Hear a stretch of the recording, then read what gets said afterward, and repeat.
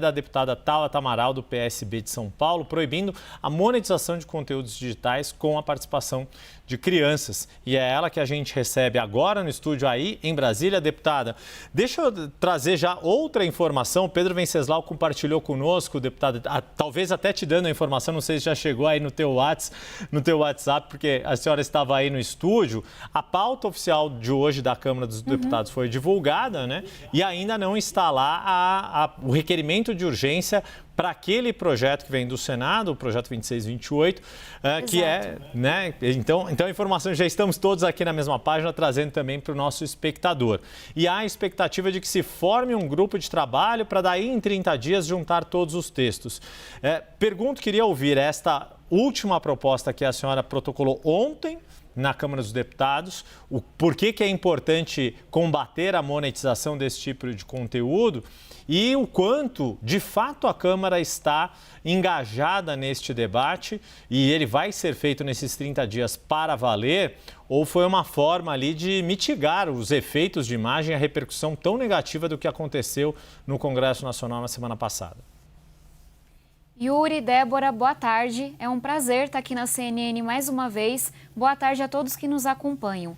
Falando desse projeto que eu protocolei ontem, ele é simples, direto, ataca a ferida.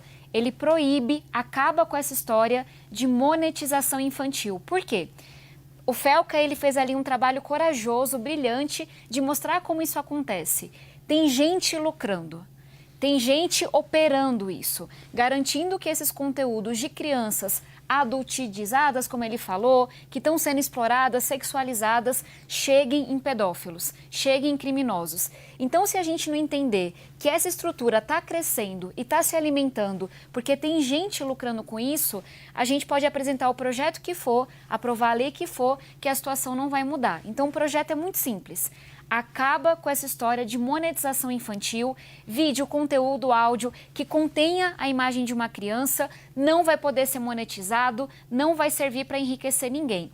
E aí, respondendo a sua segunda pergunta, Yuri, você sabe que essa é uma luta muito antiga minha. Vou dar 3 exemplos. A gente está há meses tentando pautar esse projeto do senador Alessandro Vieira, que também é simples, certeiro e traz regras mais claras para as crianças nas redes sociais. Uma das coisas que o projeto trata é a questão da verificação de idade. A gente quase pautou esse projeto várias vezes. Toda semana a gente faz o pedido. Por que ele não é pautado? Por pressão, por lobby das plataformas que, infelizmente, querem seguir lucrando com essas crianças que estão ficando viciadas, que estão sendo aliciadas, que estão em contato com criminosos. Alguns meses atrás, eu consegui as assinaturas, foram quase 200 assinaturas, todos os partidos políticos, para a gente ter uma CPI de crimes digitais. Para quê? Para olhar para pedofilia, para olhar para golpe, para olhar para aliciamento de menores, esses grupos que se organizam para promover automutilação, para atacar a escola. Há meses também a CPI está lá na fila para ser instalada, não é instalada. Por quê? Pressão das plataformas. Vou dar um último exemplo. Em 2019, eu apresentei um projeto de lei junto com o senador Alessandro Vieira, pedindo que a gente tenha regulação, que a gente tenha transparência, que o que é crime no mundo físico seja crime no mundo online também. Desde 2019 que a gente não consegue pautar esse projeto. Quem me acompanha sabe, falava com a Débora mais cedo, que eu gosto de projeto aprovado. Eu me orgulho do pé de meia, do absorvente nas escolas, então não é falta de habilidade para pautar projeto. É porque o lobby é pesado, gente. É porque tudo envolve dinheiro. E acho que é isso que a gente tem que ter muita clareza. Quem não viu, por favor, veja, com o vídeo do Felca. De novo, tem toda uma infraestrutura, é pai, é mãe, são os Ítalos Santos da vida que estão ganhando dinheiro, destruindo a infância das crianças, criando conteúdo que a plataforma vai ganhar dinheiro ali porque ele está sendo entregue para criminoso, para pedófilo. Se a gente não aproveitar essa mobilização de agora, que está todo mundo alerta, está todo mundo falando sobre isso, para dar um passo, eu tenho receio de se passar outros 7 anos e a gente não conseguir avançar. Então, minha gente, vou ser muito transparente aqui. A gente precisa aprovar um projeto agora. E é por isso que eu apresentei um novo projeto que é tão mais simples. Acaba com a monetização. Acaba com o incentivo financeiro. Vamos proteger as crianças. E aí que a gente tenha consciência, que a gente tenha coragem de fazer esse debate mais amplo. O que eu quero, enquanto defensora dessa causa, é que o ambiente digital seja mais seguro para as crianças, para mulheres, especialmente para quem está mais vulnerável. Não dá para ter jogo do tigrinho, aposta para criança, não dá para ter conteúdos viciantes, não dá para ter golpe, não dá para você ter promoção de automutilação, entre outras coisas ainda mais horrorosas. E eu tenho receio que esses 30 dias sejam muito. Deputada, obrigada por estar aqui conosco. Bom, eu já vi críticas, argumentos do tipo, não, mas a legislação já existe e se chama ECA. Se a ECA for cumprida, não precisa de nova legislação. Eu entendo que não seja bem assim, e aí eu queria te ouvir a respeito desse argumento. Débora, sua pergunta ela é fundamental, e eu falei justamente sobre isso em um vídeo que eu publiquei ontem. Hoje de manhã, que é muita coisa. Vamos fazer uma diferença. Tem um ator, a atriz mirim, a Bruna Marquezine, quando era novinha. Qual que é a diferença dela, por exemplo, ou de um ator mirim, para um influencer digital mirim? Quando a gente fala do ator, da atriz mirim, de fato, o ECA está sendo implementado. Você tem ali horas máximas de gravação, no set tem que ter um psicólogo, você tem fiscalização, você tem o quê? Regulação. Você tem regras para proteger a infância. Então, sim, a gente tem um ECA, que é maravilhoso, que é o Estatuto da Criança e do Adolescente, que ele serve para uma CNN, por exemplo, que ele serve para uma TV Cultura, enfim, para TVs de forma geral. Só que essas regras, essa proteção, não existem no ambiente digital. Quando a gente olha para os vídeos da Camilinha, quando a gente olha para essas crianças sendo sexualizadas, sendo exploradas, não tem regra, gente. Não tem psicólogo, não tem hora mínima, não tem nada. Então, é claro que a gente sabe que o ambiente digital ele é mais difícil de regular. Mas TV também já foi difícil, rádio também foi difícil. A gente não pode se esconder atrás disso. Eu vou deixar muito claro. O que é que eu venho defendendo desde 2019? Que a gente tenha toda a liberdade do mundo para se expressar, mas que a gente não use a tela, a rede social, para o criminoso se esconder. Porque hoje em dia, quem quer dar golpe com remédio falso, quem quer dar golpe tirando o seu dinheiro suado que está na sua conta, quem quer ser pedófilo e cometer os crimes mais atrozes do mundo, tem uma vida muito mais fácil por conta do ambiente digital. Vocês nunca vão me ver falando, mas isso aqui é um crime novo. Não, não é. O que a gente precisa ter clareza é isso. Crime é crime. Não importa se o criminoso está atrás de uma tela ou se ele está na rua assaltando alguém. Então, tem ECA, tem que ser implementado, mas o problema é justamente esse. Essas crianças que estão sendo exploradas, elas nunca ouviram falar de ECA, elas nunca ouviram falar dessa proteção que está faltando a elas. Vamos trazer o Pedro Venceslau aqui para conversar também com a deputada Tabata Amaral, do PSB de São Paulo. Pedro Venceslau. Boa tarde, deputada.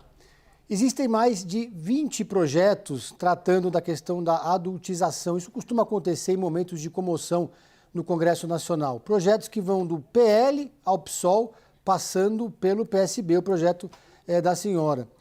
É possível construir um acordo entre oposição e governo, bolsonaristas, centrão e esquerda, para que se promova um avanço mais consistente de um projeto unificado, a pensar um projeto a outro, para não ficar nesse emaranhado de projetos que muitas vezes acabam, são tantos projetos que muitas vezes acabam não dando em nada, né? Não, com certeza. Como eu falei, gosto de projeto aprovado e nunca aprovei nenhum projeto sem a maioria mais um. Então a gente precisa buscar esse consenso, não é nenhuma escolha que a gente tem. O único alerta que eu faria aqui, Pedro, é que não é qualquer projeto que vai resolver esse problema. Tem muito projeto sendo apresentado por conta da comoção, isso é natural. Mas projetos que você busca o tutano, o assunto principal, e tá lá, é proibida a adultização. Tá, mas assim, beleza. O que isso vai significar na prática? Tem algum vídeo que vai deixar de ser produzido? Tem alguém que vai ser punido por isso? Então, por isso que eu fiz uma escolha de ter um projeto que, sim, ele ofende mais, por assim dizer. Ele mexe com mais interesses, ele coloca o dedo na ferida, mas é dizer, olha, ao invés da gente ficar dizendo que é crime você adultizar uma criança, que é crime você explorar uma criança, o que a gente sempre soube que é verdade, vamos acabar com a sangria? Vamos ter coragem de entender que as plataformas estão sendo coniventes, pais e mães estão explorando os seus filhos, você tem casas de aposta envolvidas nessa história, redes de pedófilos, por uma única razão, se chama dinheiro. Enquanto a gente permitir que essas pessoas, que esses exploradores ganhem dinheiro com a exploração dessas crianças, eles vão dar um jeito. Eles vão continuar saindo. Então é uma provocação que eu faço. Todo projeto é muito bem-vindo. Toda essa comoção, ela faz diferença. Eu comentava com a Débora que eu acho que o Felca, eu espero pelo menos, avançou essa batalha em alguns anos. Chamou a atenção de muita gente, isso é muito importante. Mas, gente, não dá para ser ingênuo. Botar que é proibido no papel não muda nada a vida no dia seguinte. Cortar o dinheiro, dizer que criança não serve para dar lucro, que criança, infância não pode ser monetizada, é a única forma concreta da gente atacar essa rede. Toda vez que a gente quer destruir um esquema criminoso, a gente tem que entender de onde para onde está saindo o dinheiro. Na hora que a gente corta esse cano do dinheiro, aí sim a gente desmonta o esquema. Deputada, para fazer uma última pergunta, até para liberá-la aí conforme o compromisso com a sua agenda e com a sua assessoria, a senhora mesma mencionou numa das respostas aqui a preocupação com liberdade de expressão. E a gente vê que este é um debate que toda vez que se fala em regulação de redes, também se tem uma preocupação sobre liberdade de expressão ou cerceamento de posicionamentos políticos, ideológicos, dos mais variados. Como fazer essa diferenciação e como fazer com que esta resistência à regulação das redes sociais não impeça a efetivação de algo que é importante, como a senhora disse, o combate a crimes envolvendo crianças e adolescentes, pedofilia e as coisas mais atrozes e bárbaras que tiveram, né, foram para o holofote depois do vídeo do Felca. Yuri, sua colocação é perfeita, porque é isso, né? A gente tem que equilibrar a segurança de nossas crianças, mulheres, pessoas mais vulneráveis, com a liberdade que cada um tem e deve ter de se expressar. E esse foi um dilema, por assim dizer, que a gente conseguiu resolver no nosso primeiro projeto, lá nesse trabalho com o senador Alessandro Vieira, com o deputado Felipe Rigoni, em 2019, que é o quê? Vamos não olhar para conteúdo. Eu não estou preocupada, sendo assim bastante direta, com o que a vovozinha escreveu no post dela no Facebook. Vamos olhar para a infraestrutura, para o algoritmo, para o financiamento, porque senão a gente fica indo atrás da coisinha pequena, que não é o importante. O que eu quero dizer com isso? O que o nosso projeto falava? Ele não falava de conteúdo de fato. Ele dizia, por exemplo, que um conteúdo que é impulsionado, que recebeu dinheiro para ficar circulando, eu quero ter ali o CNPJ que financiou aquele conteúdo. Por quê? Porque na hora que aparecer um perfil falso do Drauzio Varela vendendo um medicamento safado, eu vou ter que saber qual é o CNPJ. Eu vou conseguir saber quem é que está financiando aquele esquema. Outra coisa que a gente pedia, mais transparência no algoritmo. Algoritmo é segredo da empresa, é como ela ganha dinheiro. Mas tem que ter um pouco mais de regra, gente. Por exemplo, uma coisa que a gente defende é que quando você sabe que ali tem uma criança, por exemplo, no TikTok, no Instagram, que o algoritmo que está mostrando os conteúdos para ela não seja viciante. A gente não deveria, como sociedade, achar bom ter uma criança 10, 15 horas na rede social sendo viciada por aquele conteúdo. Então, foi um pouco da forma que o mundo todo está encontrando, que é menos foco no conteúdo, no que a pessoa está dizendo, e mais foco no algoritmo. Transparência. Quem é que financia? O que é que o algoritmo está incentivando? E aí, por que essas plataformas estão há tanto tempo sendo contra esse projeto? Porque elas sabem que com essa transparência vai ter menos dinheiro do crime circulando e impulsionando o conteúdo. Com essa transparência, as pessoas vão ter mais receio de colocarem seu dinheiro e a sua cara ali. Então, é um pouco do que eu defendo já há alguns anos. Foco na transparência, foco no algoritmo. O conteúdo é o menos relevante nessa história, com uma exceção, e aqui a gente tem que concordar. Crime no mundo físico é crime no mundo digital. Você pode dizer o que você quiser sobre o político que você quiser, mas pedofilia segue sendo crime, incitação a ódio segue sendo crime, racismo segue sendo crime, para dar alguns exemplos bem concretos aqui. Muito obrigada. Nós conversamos com a deputada federal Tabata Amaral, do PSB de São Paulo. Deputada, obrigada.